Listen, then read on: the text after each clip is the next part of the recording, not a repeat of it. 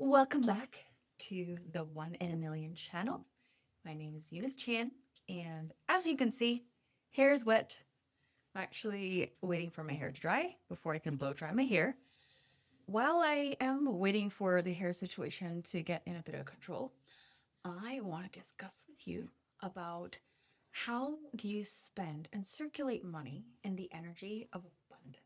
We want to cultivate abundance and we want to circulate abundance. And we really want to understand what it means to be in the state of abundance. But if we can't make these things tangible and practical, it really is a bit detached from reality.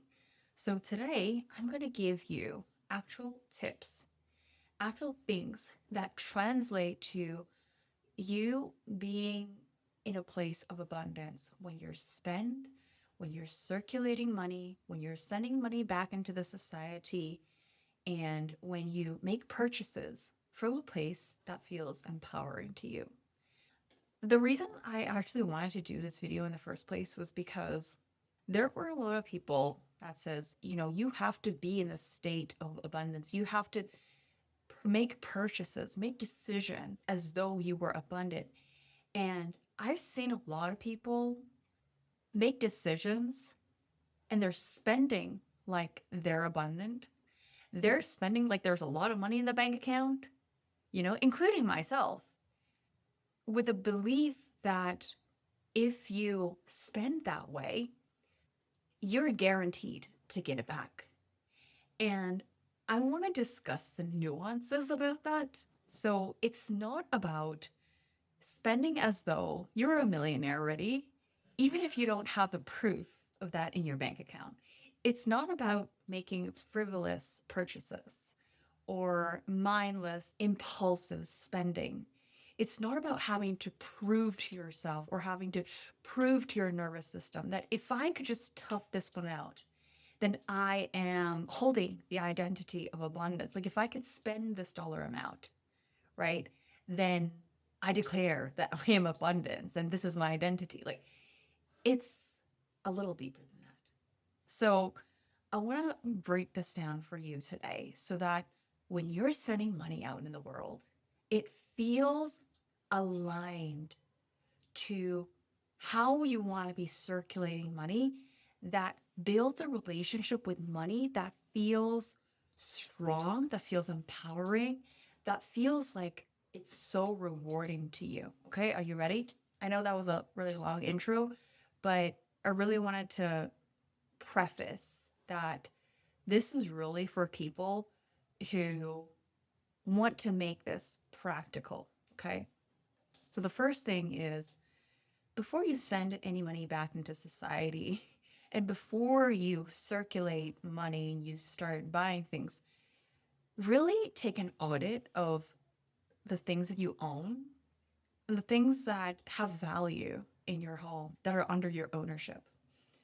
The reason I say that is because when you start to realize that there are actually a lot of things in your home that have value, but then it's been stuffed around the corner, under the closet, under the bed, in a place where you don't remember, it's out of sight, it's out of mind.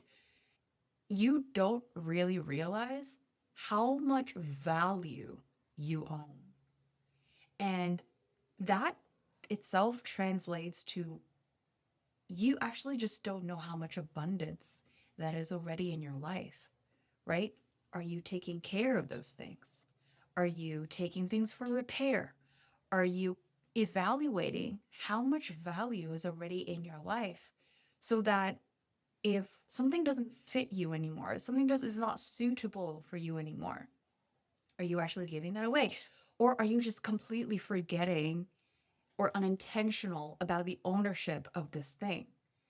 So this is really about just taking an audit, being aware of the abundance that is already in your life so that you give the things the value that they deserve so that these things can continue to provide value for you and add to your life instead of just accumulating more and buying more. That is really the first thing. I find that people don't talk about this because it's not fun to talk about upkeeping, maintenance, repairing, cleaning, tidying. Like, it's not fun to talk about those things. It doesn't sell, but that's really the first thing, you know? So take an audit of what you own. The second thing is whenever you make a purchase, and especially one that is bigger, like a bigger expense that you normally would spend, check in with your nervous system. Are you second guessing yourself? Are you feeling guilty? Are you starting to panic? Are you starting to spiral? After you made the purchase, do you feel like, oh, I shouldn't have made that purchase? I really should have spent that money. Oh, maybe that wasn't very smart. And now I'm a few $100 less in my bank account. And like, notice what thoughts are coming up to you. Because if a purchase that is going to send your nervous system on a roller coaster, that is not a purchase that is very aligned. There can be excitement, whenever you're buying something that you're hugely anticipating for. And that is going to add so much value to your life. That's going to really multiply for you. That can have excitement, but that's not the same or equivalent as, oh, I feel bad. I feel like this contracting and constricting feeling. I feel like after I spent this money, I ended up with less. That doesn't feel very empowering, and that is going to reflect in your identity. So, the next time you're about to make a purchase and you're taking like a big gulp, you feel like you need to take a step back. You feel like you need to give yourself some space. You want to just take some time to think about it and sleep on it. And you feel like your nervous system is starting to go into a roller coaster, it's starting to spiral. Then my advice for you is to just take it slow and really make the aligned choice of what is most peaceful and what is most calm for you in the present moment. Not what feels most expansive based on what that thing is promising. Because you cannot find peace and calm and a promise in the thing itself. The feeling of empowerment when you purchase something, when you make that financial decision, is only one that you can give yourself, right? So if your nervous system is not ready for that level, that's okay. It doesn't mean that you're not expansive enough. It doesn't mean that you're not ambitious enough. It doesn't mean that it's not great enough for you. And it doesn't mean that you don't deserve it. You totally deserve it. But that is not the question in the moment. The question is, when I make this decision, does it make me feel safe? Does it make me feel empowered? And does it make me feel powerful in such a way that when I'm spending this money, it makes me feel calm and peaceful? And if the answer is yes, please go for it. If the answer is no, take a moment and take a step back. It doesn't have to mean anything negative about you. The third thing is don't let discounts make decisions for you. Like, I have seen this a lot. And oftentimes, this is really the reflection of a scarcity mindset. And I'm not saying that don't entertain discounts. What I'm saying is, yes, while it may be fun, it may be exciting to see a discount come by, and at the same time, you might just need that thing and you're going to buy that thing anyways. That's amazing. And I would say, like, enjoy it. There's always a gift of abundance and discounts circulating around. But when you notice that discounts are the thing, or two for ones are the thing that are driving all of your decisions, and you're constantly vigilant and you're scanning for discounts, not alignment, not what I need, not what I want, then the price tag is making the decision for you. You are not in the place of authority. It is replaced by money. It is placed by, oh, what can I afford? Or the discount itself. And I understand that sometimes when it feels like money is tight, like realistically, money is tight. Okay. And there are times when we have to be a little cautious of how we're spending. I'm not talking about that, like those states. I am talking about when you have a constant flow of money and abundance coming to your life and you're still driven by those decisions. I'm not talking about whether you're choosing to eat or to, have a roof over your head. Like, that's not what I'm talking about. Okay. So don't take it out of context. When you already have stability in your life and discounts continue to make the decisions for you, then you're not sitting in the place of authority. And what you want to do is really allow yourself to check in with yourself. What does aligned spending look like for me right now? Do I really want this? Do I really need this? Do I want so many of it just because it was on sale? Or because I knew that I was going to definitely use it?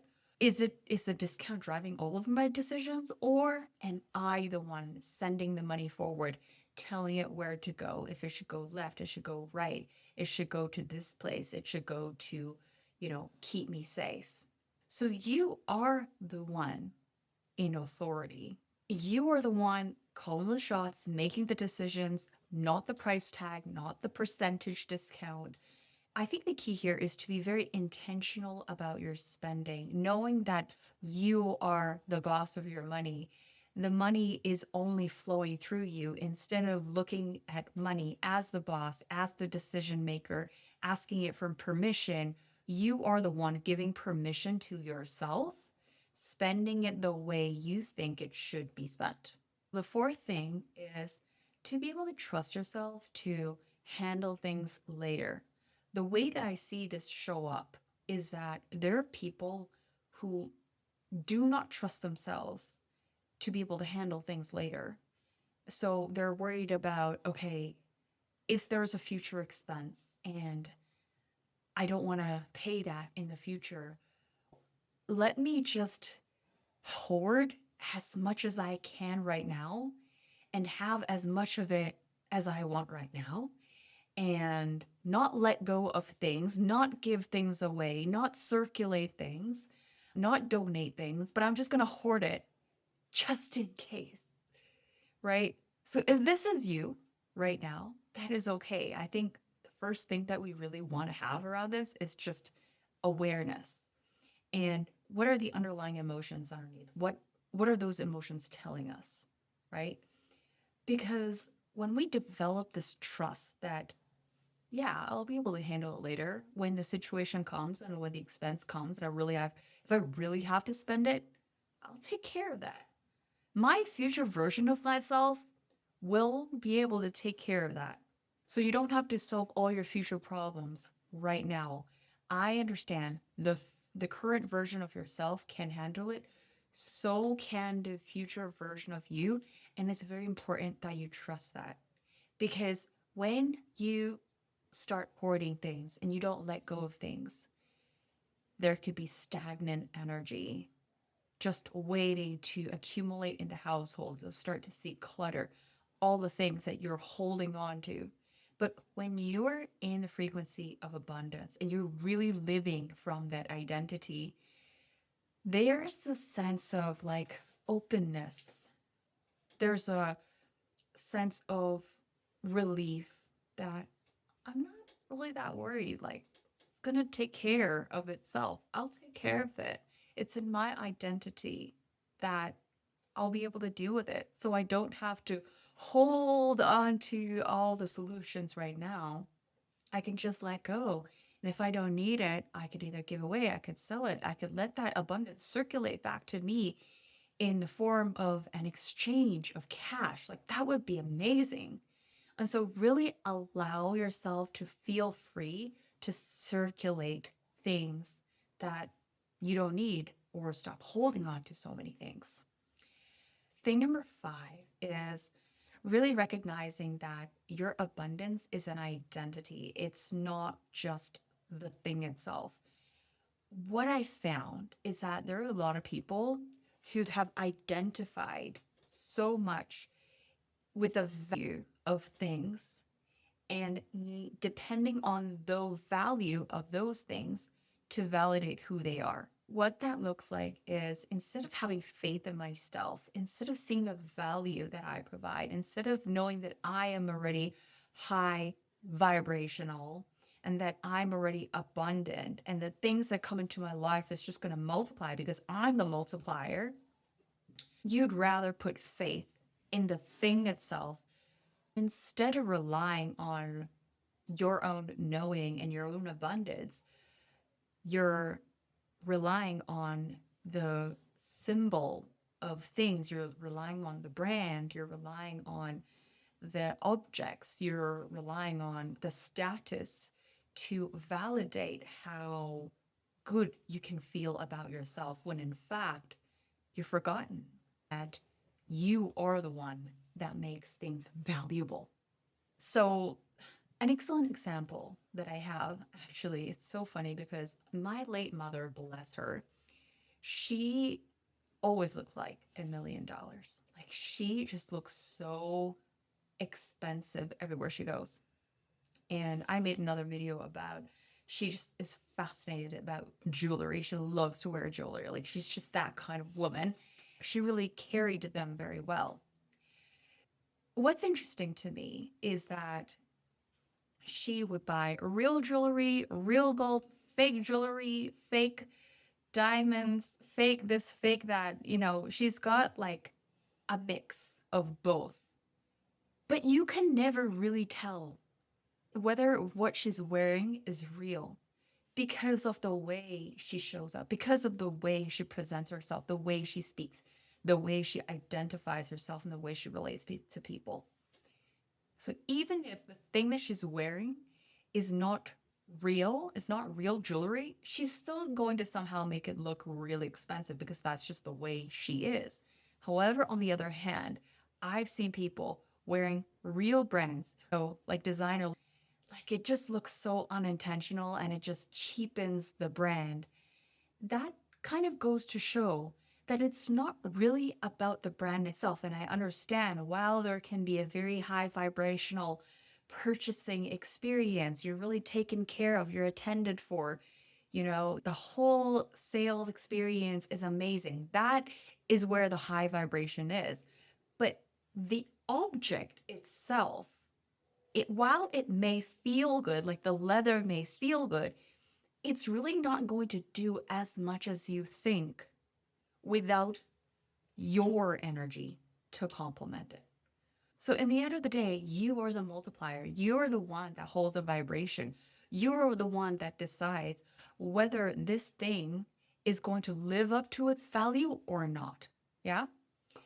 And the last thing I want to say, just to drive this home, is that the abundance is already interwoven into your identity. And it just takes a quick moment for you to remember. You don't need to understand it. You don't need to break it down. You don't need to practice, being in abundance. Abundance is already in your identity. The moment you remember it is the moment that you understand whatever comes through you, it multiplies. So if it's a feeling of contraction, if it's a feeling of panic that's coming through your nervous system, you can just back away from it. Like, it's not right now. And allow yourself to spend in a way that feels most high vibrational and aligned for you. And it doesn't mean that you must be excited. It doesn't mean that you must feel so good and joyful every time. But I do believe that when you know you are in a state of abundance, there's just this calm and reassuring feeling that when I make this purchase, it feels powerful. I'm going to be okay. I'm going to be safe. So, after having watched this video, I really hope that this message resonates and it helps you to spend in much more intentional ways for yourself, on yourself, to improve your life. If you like this video, please let me know in the comments and let me know what resonated with you. With that said, take care, and I'll be seeing you guys in the next video.